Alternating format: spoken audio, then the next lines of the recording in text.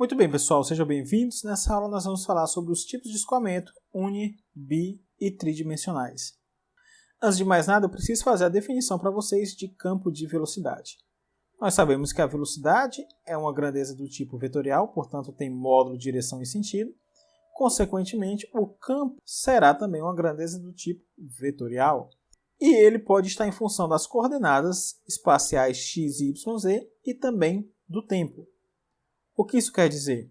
Quer dizer que se eu tenho aqui uma tubulação, como esta que eu estou desenhando agora, e um fluido escoa por essa tubulação, eu consigo analisar cada ponto do fluido com o conceito de campo vetorial. Por exemplo, se eu pegar esse ponto específico do fluido, ele tem coordenadas x, y, z, e eu vou medir qual é a velocidade nesse ponto num certo tempo. Por isso que eu também tenho uma dependência temporal. Acontece que, quando eu estou trabalhando com o campo de velocidade, eu não estou analisando a velocidade de uma partícula fluida específica. Estou analisando uma região do espaço do fluido específica em um dado tempo.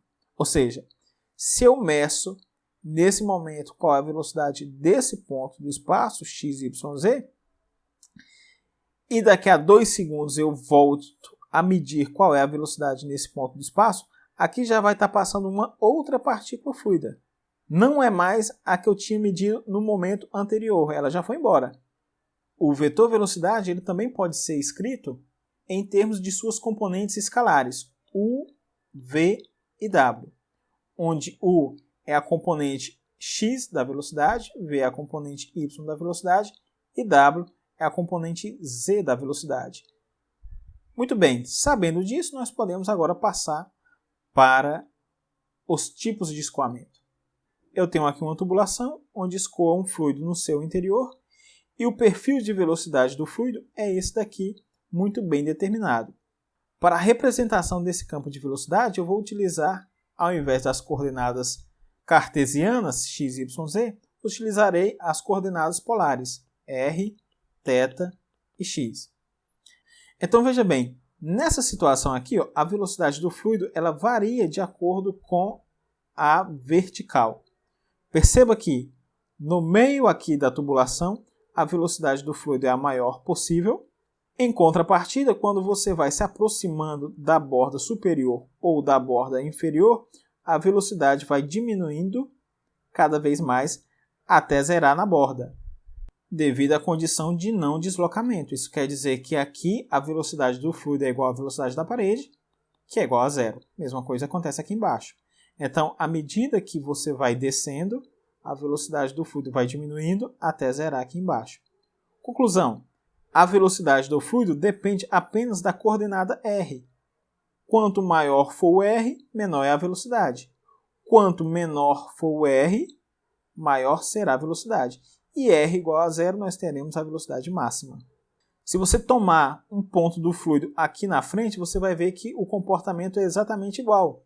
A velocidade do fluido também depende apenas da componente r que ele vai ter. O que isso quer dizer? Quer dizer que esse escoamento aqui ele depende apenas de uma coordenada espacial, portanto, ele é do tipo unidimensional.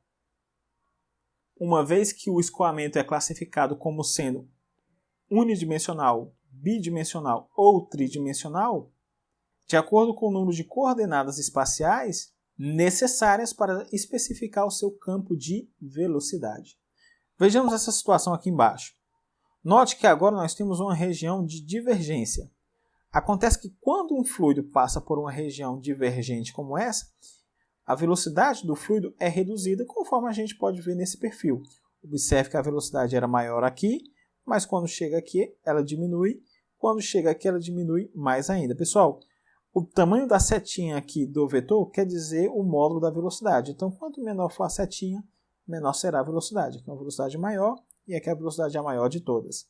Perceba que para esse caso, a velocidade ela tanto depende da componente r, quando estou me afastando aqui da origem, como depende também agora da componente x, porque se eu pegar um ponto x aqui do espaço e outro ponto x aqui mais na frente, a velocidade desses pontos será distinta. Ao contrário daqui, ó.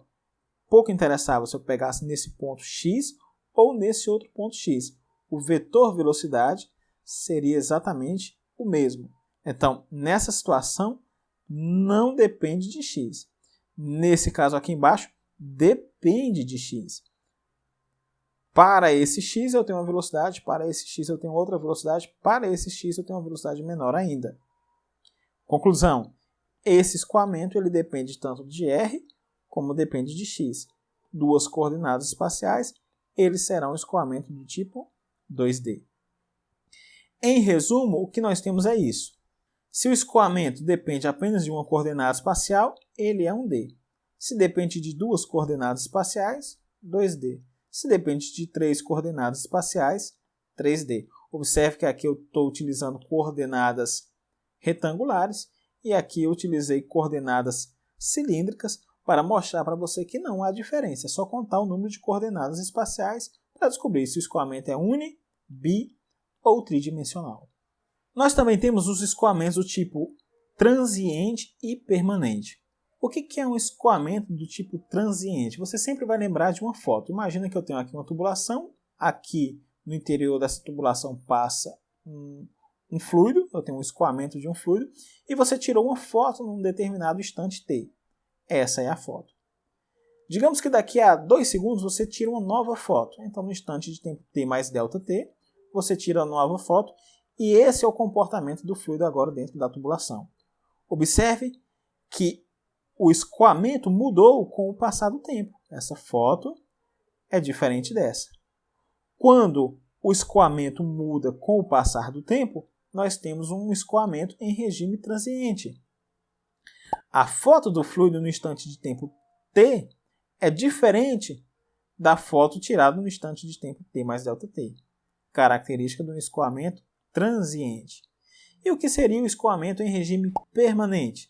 Seria aquele escoamento no qual ele não depende do tempo. A foto tirada no instante t é igual à foto tirada no instante t mais ΔT. Você não consegue perceber diferença entre esses dois escoamentos. Parece que essas fotos foram tiradas no mesmo instante de tempo, elas são iguais. Por quê? Porque esse escoamento aqui ele não varia com o passar do tempo. Perceba que dizer que o campo de velocidade não varia com o passar do tempo não quer dizer que a velocidade não muda. Pode mudar sim. Por exemplo, digamos que eu tenho essa velocidade nesse ponto aqui que eu vou chamar de V1, nessa região do espaço. Essa outra região aqui do espaço eu vou ter uma velocidade que eu vou chamar de V2. Eu sei que nessa região de afunilamento, a velocidade é maior do que nessa região aqui. Ou seja, nesse ponto eu tenho que V2 é maior do que V1. Perceba que eu tenho velocidades distintas nesse campo de velocidade. Mas o campo em si não muda com o passar do tempo. Daqui a 4 segundos, se eu tirar uma foto, a velocidade aqui também vai ser a mesma. Nessa região do espaço eu não tenho mudança. Nessa região do espaço eu não tenho mudança. O campo de velocidade não muda com o passar do tempo. E como é que a gente fala isso de forma matemática? Quando uma propriedade não muda com o passar do tempo, a gente diz que ela é constante.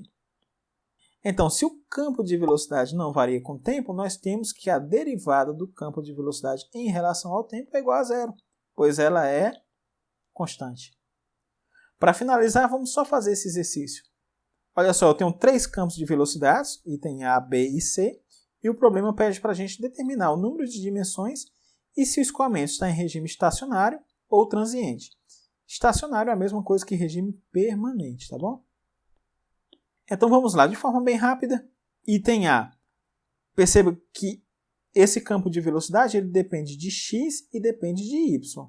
Então, duas coordenadas espaciais, ele é do tipo 2D. Vamos para o item B. Esse campo de velocidade ele depende apenas de x. Ó, x aqui e x aqui. Então, ele é do tipo unidimensional, porque só depende de uma coordenada espacial, que no caso é o x. Item C. Esse campo de velocidade depende de x, de y e de z. Então, 3 coordenadas espaciais, esse escoamento ele é tridimensional. Agora vamos ver se o escoamento é em regime permanente ou transiente. Veja bem, o item A depende do tempo? Depende. Então ele é dependente do tempo, ele é transiente. Item B depende do tempo? Não depende do tempo. Observe que não aparece o tempo em momento algum. Então ele está em regime permanente. Não vai mudar com o passar do tempo. Item C depende do tempo? Não depende do tempo. Mais uma vez, nós não temos a variável tempo em nenhum momento. Portanto, esse escoamento, além de ser tridimensional, ele está em regime permanente. Dessa forma, eu vou ficando por aqui. Espero que eu tenha ajudado. Encontro vocês no próximo vídeo. Até lá!